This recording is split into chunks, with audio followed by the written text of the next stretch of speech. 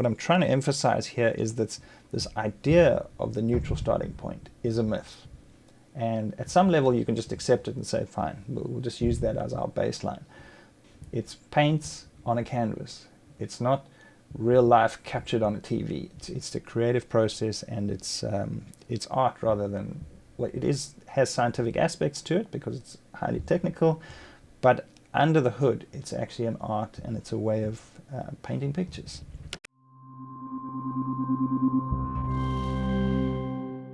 Hi there. Welcome to this next episode.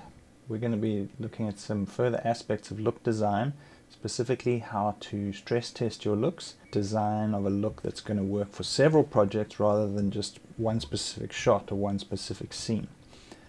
Also, we're going to look at color management approaches to pipelines and setting up jobs. In our typical workflow, if we're doing pipeline design on a bigger job, or any job ideally, we have to take in consideration what's going to happen prior to shooting in pre-production, what takes place on set and how people view the image, and what color management are they viewing LUTs, what the offline editor sees, because often the project sits there for a long time and people get used to a quote-unquote wrong look or different look. So we ideally want what the editor's seeing and the director's seeing in the cut to also be the correct look. Visual effects, sending footage to and from visual effects and how they work through a viewing LUT.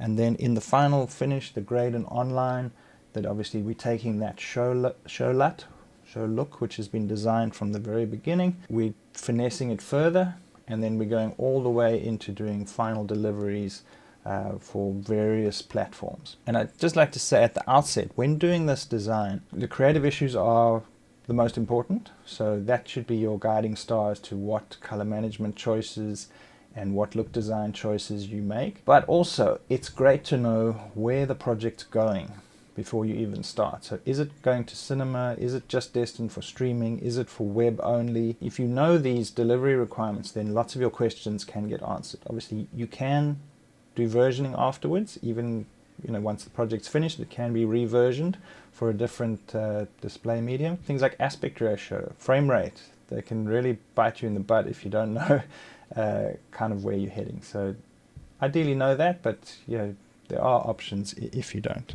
Right, so knowing your delivery requirements would be great, but say you know that it's a short film, so it's likely to go to festivals, then just do some research on what the big 3 festivals formats they accept, and just see if you can cover all of those roughly with your requirements. Next big issue is color management. So before you've even gone to lower level and you're deciding like, okay, what look are we going to use? Are we going to use film emulation? What period are we trying to emulate here?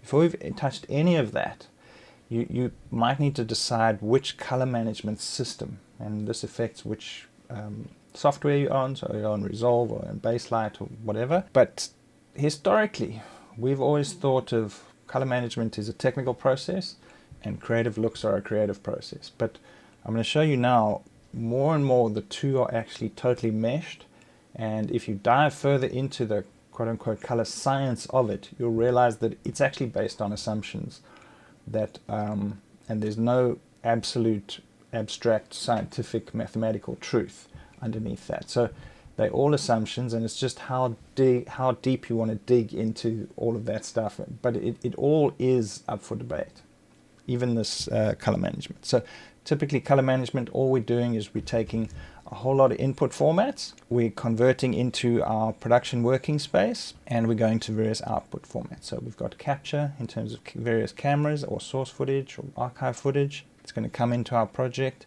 into our common working space, and we're going to go out to various deliveries. So we've got source, working, and display. We're going from one color space or many color spaces to a post-production working space, the wide dynamic range working space like DaVinci Wide Gamut, DaVinci Intermediate, and then we're going to our various display color spaces. And typically in Resolve, we're at the mercy of this guy, the color space transform. Now it's advanced version by version. There's been improvements on it. We now have control over the tone mapping. We can do gamut mapping and all those things. Basically, we just say which space we're coming from, which space we're going to, and then whether we want these mappings applied. 90% of projects just go with it, that's fine. But if you want to dig deeper into your looks at some point you'll realize that there are other options. So that's the quote-unquote technical side, supposed technical side. The creative side, then we've got our standard look design tools. There are overlaps, but as a global overview, we would say that the three big chunks of any look, the creative look, would be the tone curve, the 1D tone curve, which is, you could say, it's the contrast. It's from the very darkest all the way through mid-gray, where the skin tone is, up to the very brightest specular highlights. How do we want to treat each of those? And typically, we always make a kind of a S-curve for something that's got a good contrast to it, where we keep the middle fairly linear, and then we squish the bottom end where we start not being less interested in detail, and we just want it to feel like it's dark and no more resolution of gray steps. And similarly with very high highlights, as we get into those, like the sun or like inside a light bulb or something, we don't need to see the difference between the filament and just next to the filament and then the light shade. It must all just be bright white, and we just roll it all off. We do shifts in white balance, so we might make this whole scene blue to make it feel cold, or orange to make it seem hot, just very cliched examples.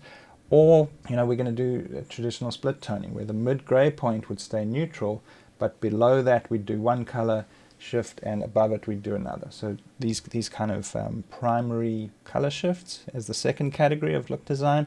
And then the third broad category, it's a huge thing of converting into other color spaces. So we're not in RGB anymore. We're going to move to some variant of HSL, which is hue, saturation, and luminance.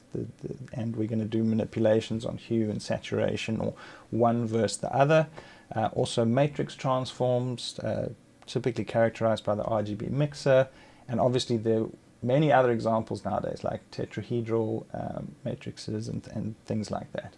So roughly within those three categories, just to kind of hint at what I'm getting at, if you're saying that these HSL matrix transforms are 3D matrices, the 1D tone curve is you're rolling highlights, you're doing that, and you adjusting color shifts. What is the difference between this and what I just mentioned, which is the technical transforms, which are 3D matrices to get from one color space to another, tone mapping and display transforms and EOTFs and things like that to get you from one space to another, and then white point adaptation and those other things, which are also embedded inside it.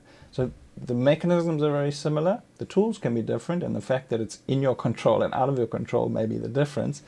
The detail is revealed to you or not, it's hidden by the system. But in essence, traditionally we always thought of that the technical transforms are like these outer brackets. So we come from the camera space, we come to our working space in the middle, and then we go to the display space. And these outer brackets are in ACES terminology, it would be the input transform and the output transform.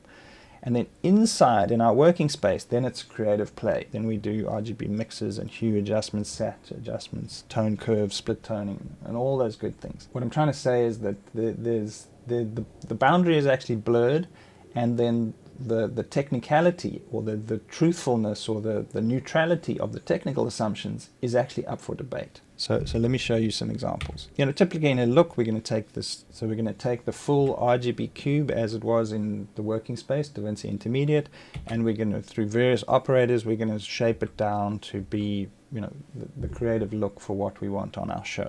So what I have here is that the top one is no look, but I have 7 options here of different types of, call it color management or display transform. And these so-called like neutral starting points, there are many options. So at the bottom here I have print LUT, the standard print emulation LUT, which you get inside of Resolve, standard DaVinci color management, ACES, the ARRI LUTs now, which come with the Log C4 LUTs, which come with from ARRI. There's a 2499 DCTL, which is written by Juan Pablo Zambrano. OpenDRT, which is written by Jed Smith, and the new option from Filmverse. So all of these display transforms are various options. So the way we're going to just review them, I just want to quickly introduce you to a tool now. It's basically a 3D cube view. What I'm currently using is how it's implemented in Omniscope. but there are free versions which I'll also show, which basically come as DCTL. So don't rush out and spend money when you don't need to. So I've enabled the 3D cube view on Omniscope. What I've put in here is a DCTL from Paul Hanrahan, which gives me what's called an identity cube, and it's basically this cube. I mean, if I disable the actual underlying image, you can see just the cube and a ramp. So it's these equally spaced points throughout the entire RGB cube. You can think of it as slices, or it's the full cube laid out, totally linearly arranged, no distortion. So we're saying this is the neutral point for our working space. Obviously this is after any input transforms from our camera space. And bear in mind, wherever you put this ident, that becomes the default. You say, because I'm putting it now in my DaVinci Intermediate, I'm saying this is the neutral point for that. But say I were to say that this is the neutral point for Arri log C4, then go through a color space transform. Obviously it wouldn't be in this neutral perfect cube state. It would already be transformed. Just a note on that. Just so you understand more about this 3D cube, let's just look at some very simple operators. If I, for example, do lift on this cube. So lift pivots on the white point, and it's lifting, has most effect on the darker areas. Similar thing with gain. You can see how it pivots on the darkest point, it pivots on 0, and scales the cube accordingly. What does saturation look like here? We can turn around and we can see that it's flattening that cube in to the point where it becomes a straight line once it's black and white. Well, let's have a quick look at some secondaries, and you can see some finer detail.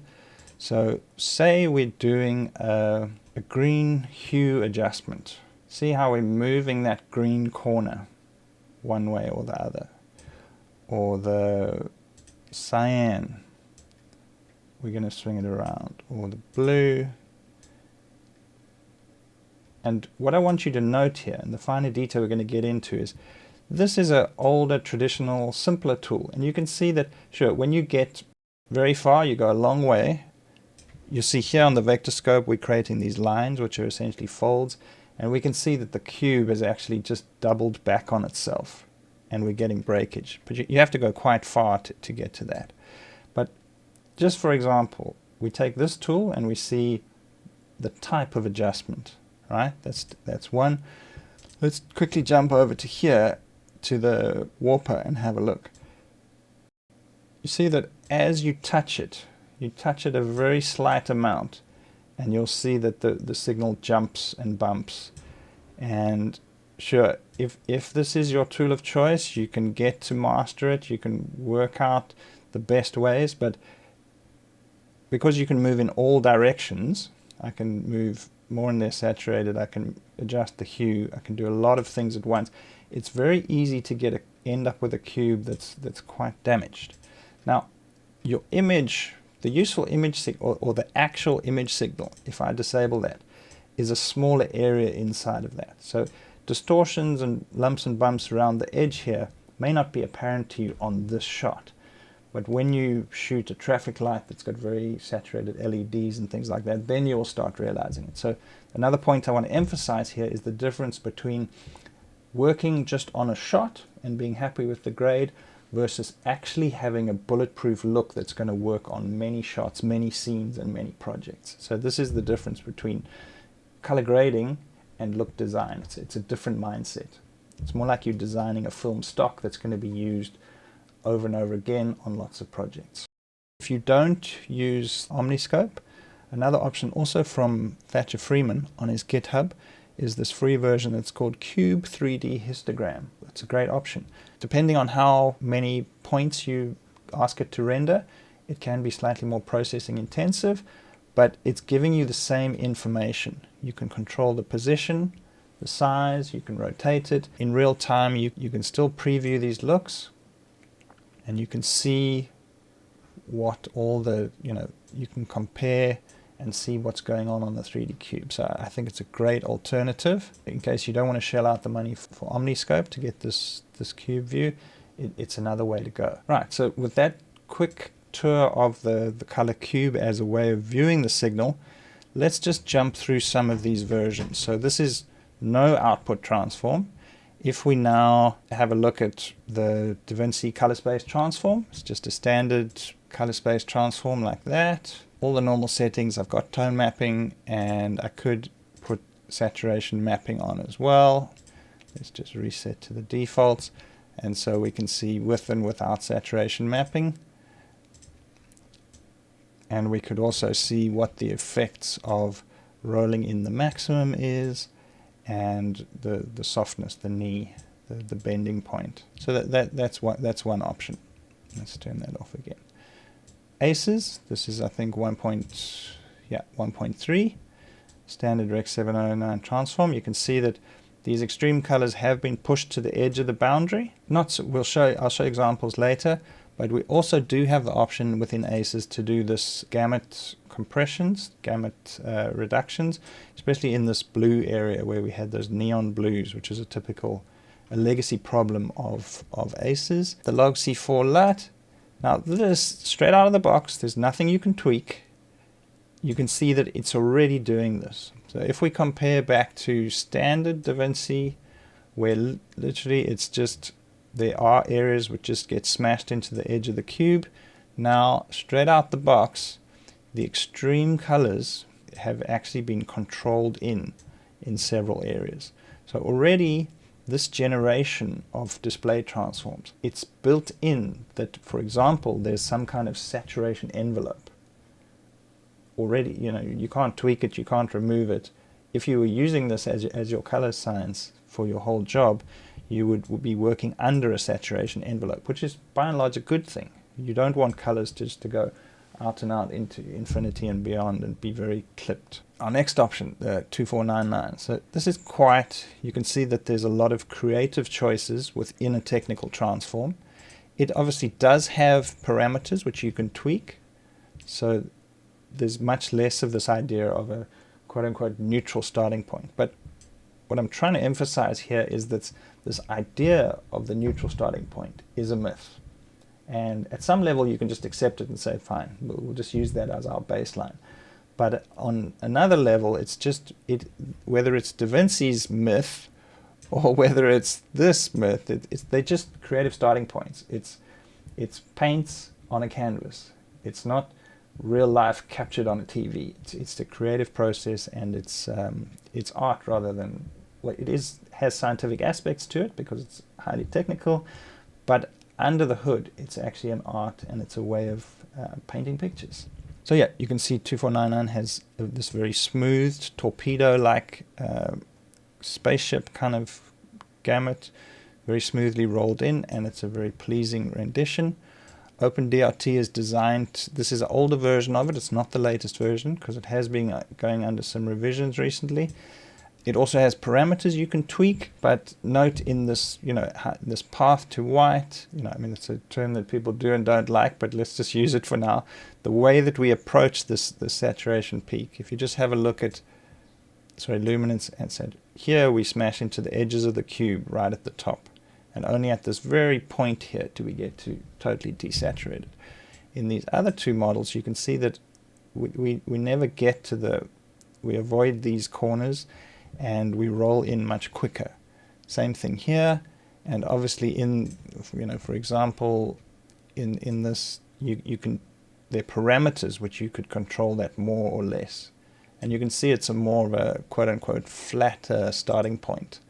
Whereas something like Aces, if you look at how the image has been stretched and the basic starting point, especially if this is off, you can see that it's a lot higher contrast, and it's almost like there's a print curve in there already. And that was part of the Aces methodology. So moving on to the new Filmverse Lite, it can operate in two modes. It can either have the film emulation applied and texturing, or it can just be a display transform. So today I'm just going to look at the display transform aspects. So there it is. You can see it's also, let's have a look, compare here to, obviously it's different decisions. So in terms of what's been implemented by DCTLs by independents, let's say this is 2499, this is OpenDRT, and then this is Filmverse Lite. And you can see that the similar ideas are taking place, where we want to control the outer perimetry of the gamut, and what I'd say is a much naturally pleasing image that gets formed compared to these, which are kind of okay until you have anything that's sitting in these extreme values. You know, these very saturated or very bright and saturated values, you get, you know, this kind of breaking up of color. So let's go back to it. There's the Filmverse Lite. Just as a, see, I've disabled the look and I've disabled the texture. And then just for comparison as well, let's look at the film, just a print LUT, a film emulation LUT. And you can see it does the same thing. It's pulled in the corners. It looks slightly more cube-shaped, slightly sculpted cube-shaped, but that's a very typical traditional film LUT shape and the way it manipulates the gamut. So yeah, that's a, call it a view that you may never have seen of what these, so this is what the image looks like.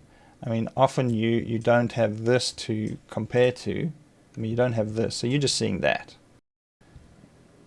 And you can try different options, but you don't have this wider picture of, okay, the entire space is being manipulated in a certain way. Just to show this image again, this idea that which level are we working on? So often, you know, when you're getting a comment from a client or whether it's you working, you need to be clear of, am I just trying to make this one shot that's in front of me look good? And that's it. And I can do whatever I want to make myself and the director happy on this particular shot. Or am I designing a look that's going to work across several scenes, daytime, nighttime, etc., etc.? Am I doing this for a whole film, which it might be period pieces, you know, it might be 50 years ago now, today, but the one look has to apply for both as a general thing, but there might be scene tweaks within that. Or am I designing a look that I'm going to maybe sell or put online for free or give to my friends and they're going to use on their projects? So is it something that's going to be used on footage that hasn't been shot yet, but still has to create good images under a wide range of situations? The headspace is very important. You know, are we working at like shot details where we can, shot level detail where we can put windows and do keys and do fine little tweaks just for this shot? Or are we all the way up at this kind of designing a film stock which is going to get used on who knows what type of project? So yeah, I'm just going to be using my simple node tree, and remember that the way that I've designed it is as follows, where the look all sits here in this last part. So those components I mentioned, the 1D tone curve, the split toning, and then the HSL matrix parts, roughly speaking, I'd put there. I have a block where I do any sort of texturing. These are parallel stacked to do, you know, keys and windows, specifics per shot, a scene look, shot by shot matching, noise reduction, and then the closing brackets of the input transform at the front and the display transform at the end, and then sometimes I'd have a different section for different versions. So trim that might be for version 2, which would be the cinema version, or sometimes, or often it's the cinema version first, then standard definition TV, and then HDR TV versions. So what I've done here, just in that standard node tree, so I'm inserting the ident at the beginning here. I'm obviously not doing any of these localized adjustments because I'm just looking at look design, so it's all in this section here. And I've just quickly designed a simple look, and I'll show you the elements that I've put in. So there is my neutral cube. I'm going to use the Filmverse Lite display transform. No look, but I'm going to hand make a look so you can see how it appears on the cube. In this configuration, I've got the display transform after the omniscope. So in this case, I'm removing, previously I just showed you the display transform effect, but if you want to preview them as well, then you just simply change the order of these two nodes. So control click, and I'm moving it across. So there we go. So now my omniscope, my 3D cube view is after my display transform as well, but I'm going to work the other way around and just show you from the perspective of prior to the display transform. So I just put using the HDR tool, I put in a bit of contrast. So it's a simple contrast adjustment like that. I felt that I liked it, but then the highlights were getting a bit too bright, so I put in a separate curve roll-off, and that I did with the curves tool. I just did a very simple roll off like that. I started by picking the white of the shirt, then anchoring some points below so that I didn't get any adjustments below that point, and then creating a gentle roll off in the top there. So you can see how if you look here, you see that there's not much, it doesn't look like a big deal. But if you look here, in terms of what we're doing to the entire cube, you realize, oh, okay, that's quite a big effect already. Split toning, I used I've been saying a lot of bad things about the HDR tool, so out of guilty conscience or something, I've been trying to use it more recently. So I did the split toning using it. What I did first, though, in terms of the HDR zones, because the way it comes default is that the shadows and highlights, these two mid zones, actually overlap each other by one stop. So I moved it such that they both start and end at 0, at mid-gray. So that shadows only works downward of mid-gray and lights only work upward of mid-gray. Here you can see what I've done is I've pushed some cool tones. So where's mid-gray? There's our mid-gray. Below there I've used the HDR tool to push some blues in. Above it I'm just going a bit warmer, the typical kind of print look of cooling shadows and warming highlights. But then I did a second thing of not letting it just be constantly cool and constantly warm. I reversed it out at a point kind of about 3 or 4 stops below, so that you get this bubble of tint which fades away to the very peak, and the same thing that cleans up at the very peak whites. So yeah, let's turn it on and see what effect it has on the cube. Now you can see that there's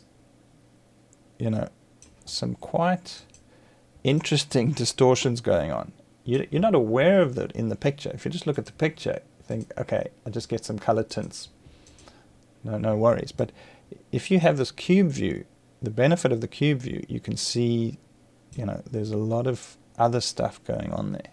Like, why is there this dent in here?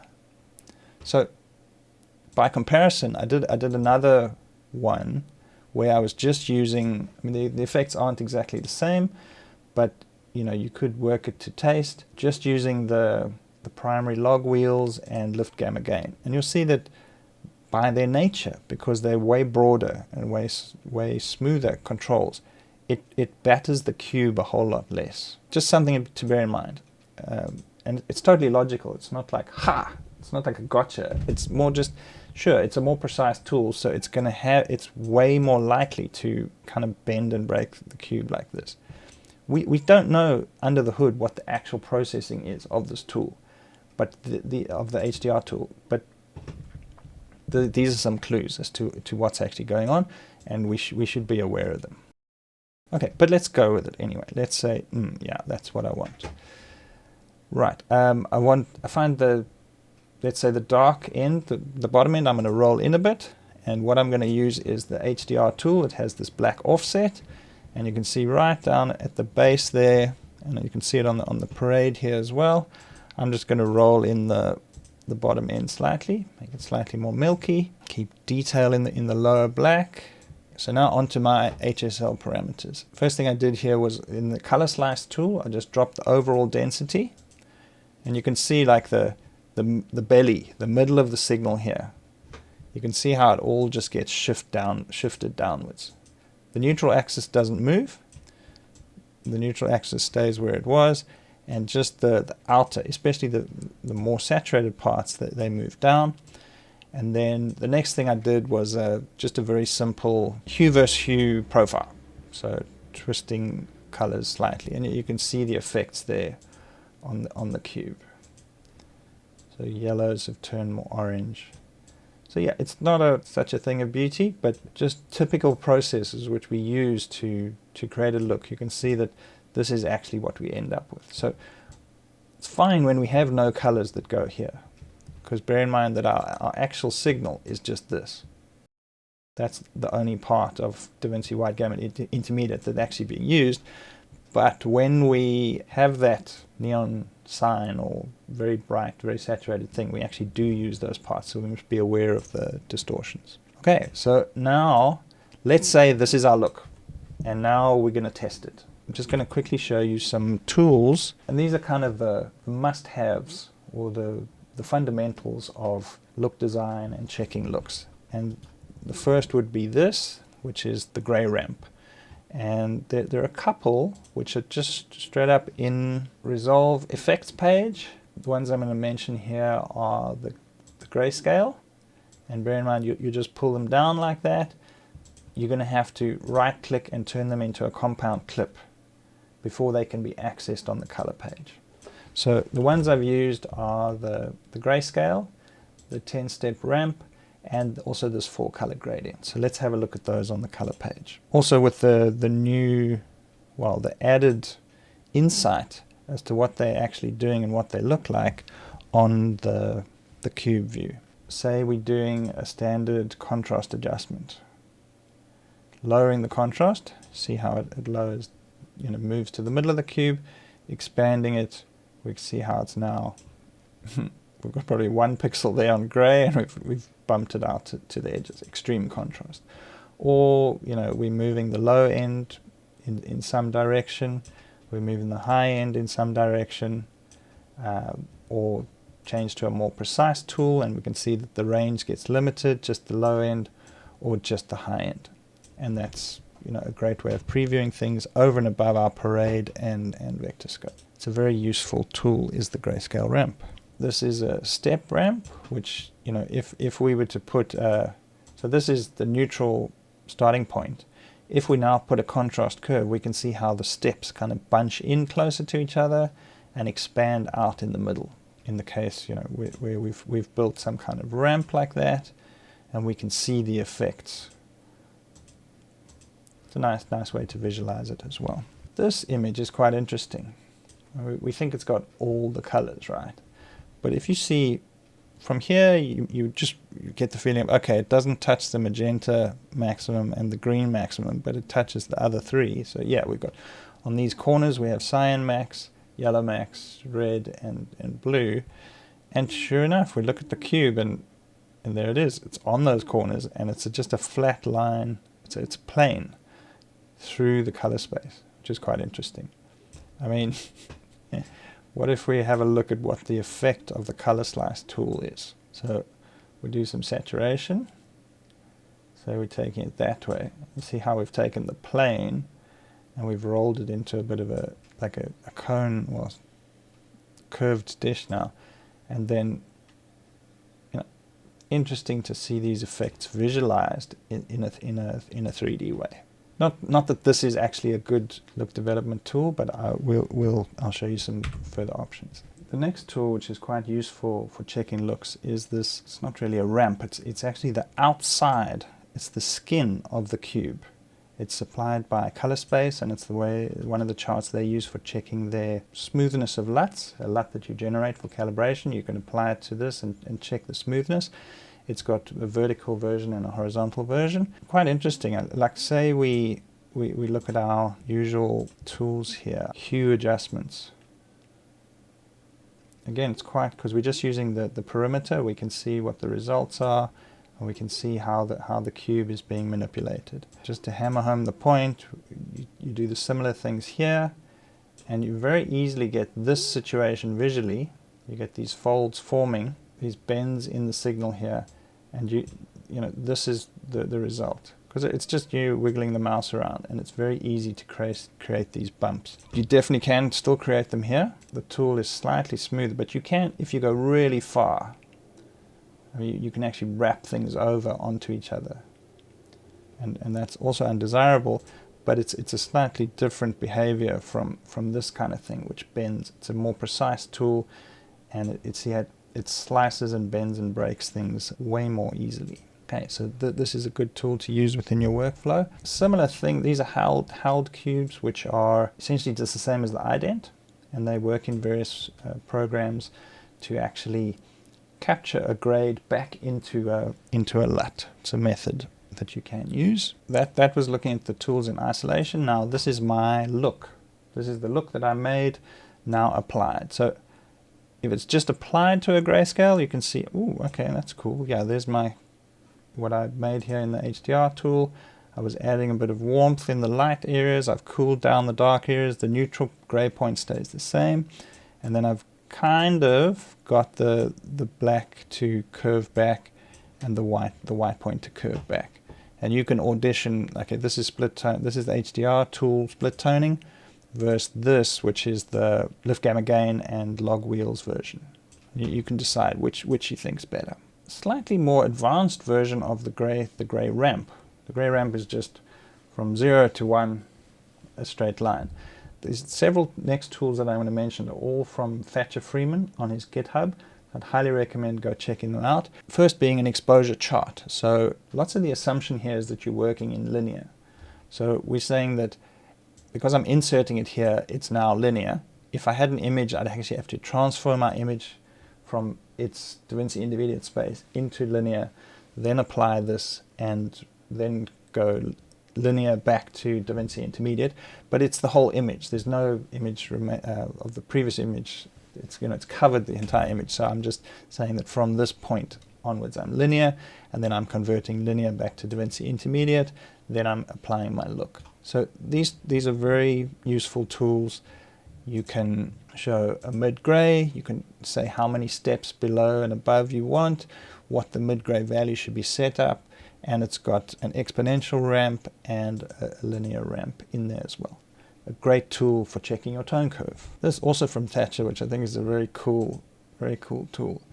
You can take any strip. So if any of you have, you know, done any print work, actual photographic printing or printing artworks on a digital printer, you take thin strips, these test strips, and you try them first, because it's just a little piece of paper and it's cheap. You don't want to print the entire massive artwork and find out it's all wrong. So you give various versions, and in this case it's different exposure versions, and you can choose which area of the picture. So we can choose, like, do we want to look at the faces, or do we want to look at the color charts, and then the different exposure stops. So the number of strips, we can have a wide exposure range, a low exposure range, and bear in mind this is in linear. So what I had to do here is go first from DaVinci intermediate. I'm just using the, well, Resolve calls it the gamma, but the transfer function. I'm going from DaVinci intermediate to linear prior to this function. Then I apply this function in linear, so it's a doubling in linear. Each of these are times 2 times 2. These are all divide a gain of half or a gain of 2 for going up or down. And then I'm converting back from linear to DaVinci intermediate. And then I'm applying my look. So I can see the effect of my look down to the dark shadows. I mean, you can see that here stays neutral. These ones start tinting blue, and it kind of gets back to neutral by the time it's 5 stops down. Same thing here. Gets its warmish push, and then gets pretty much back to neutral, you know, as you'd expect what my look is doing here. This is a great tool, also from Thatcher. Now, this is slightly more abstract, but also still very useful. This is Thatcher's gradient smoothness chart. Now, these, as you can see what they are, they're strips through the color space. And you can choose basic hues. So if you're on this 0 hue, then it's the red to the cyan. If you're on 120, then it's the green to the magenta. And if you're on 240, it's the blue to yellow. Or you can be any slice through that. Then you can start checking your look. So you can see how it manifests on the various scopes. And so say my hue adjustments, my hue versus hue adjustment. Okay, this didn't do much on the red to cyan part, but you know, if I put this on magenta to green part of the cube, you can see that I've done a huge manipulation. I've started pulling magentas this way, and I've pulled greens the other way. So yeah, you could slowly, step by step, check the whole effect of your look as it all came on, and then you could see. In this case, I have the Omniscope afterwards, so this is including my Filmverse Lite DRT, and then you could roll through and see the effect it has on different slices. And you know, what we start looking for is these curves, how they curve in and back. Are they all smooth? Do they, well, let me just show you a ridiculous example. If we get something that bends and breaks the signal, and where we've got these kind of zigzag lines. There's just some arbitrary, I mean, it's a ridiculous correction, but you can see that now we've got a jumble. We don't have smooth gradients. and this is really what this tool is checking for.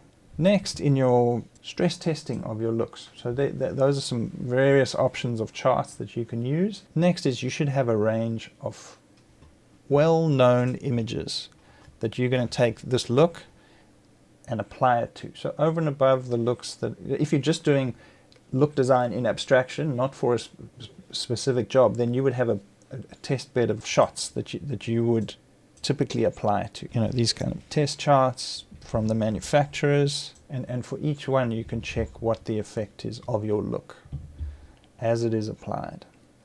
And at each stage you can then interview, say, okay, what if I wasn't using the Filmverse and I switched the Filmverse DRT and I switched back to Resolve color management? What would the differences be?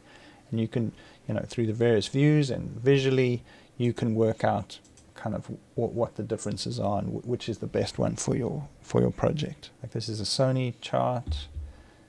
This is also ARRI footage. So now this is very important. So you design the look for these daytime, well, studio lit daytime shots. This is also a studio lit feeling of daytime. What happens now when we're in one candle in a dark environment? Does it still apply? And you can, you know, check, okay, in a more extreme situation, it's fine, or it's not fine. These are test charts from the recent ACES development. It's like this. Does the look work? I haven't made shot-to-shot tweaks. You see, this area of my node tree is still empty. It's just the same setting applied, the look applied, and you can basically interview all these different, not random, but different types of shots and see the effects.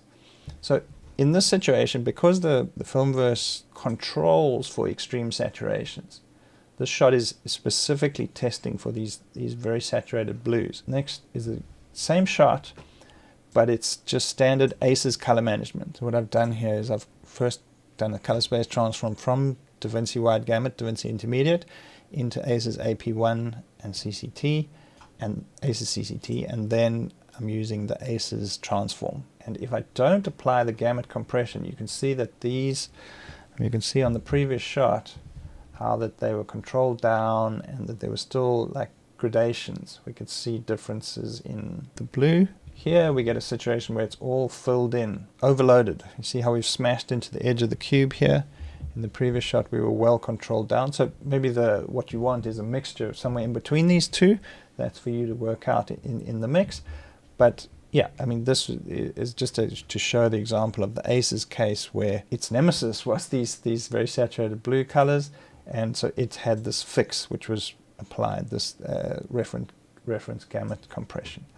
Right? But this kind of things, you know, from previous jobs, just these available test charts, you can try them out. Various skin tones, test charts. So these are charts that I've shot. You can do bracketed ranges. So this is several stops under, or neutral exposure, or just different environments. These are all different cameras.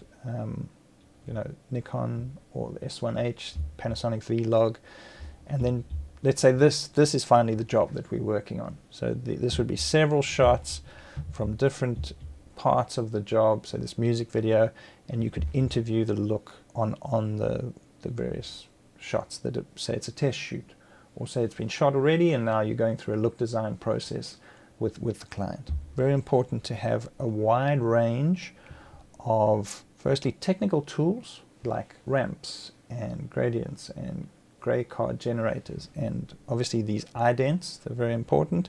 And if you have the ability to preview the 3D cube, it's also very good. And these are just kind of, if you're buying LUTs or if you're downloading things, ideally have it, if you can first, just interview them first, check them out, do a bit of stress testing, and then you basically know what you're getting in for. It might work on this, because we look at this chart in isolation. We think, yeah, it's a representation of everything.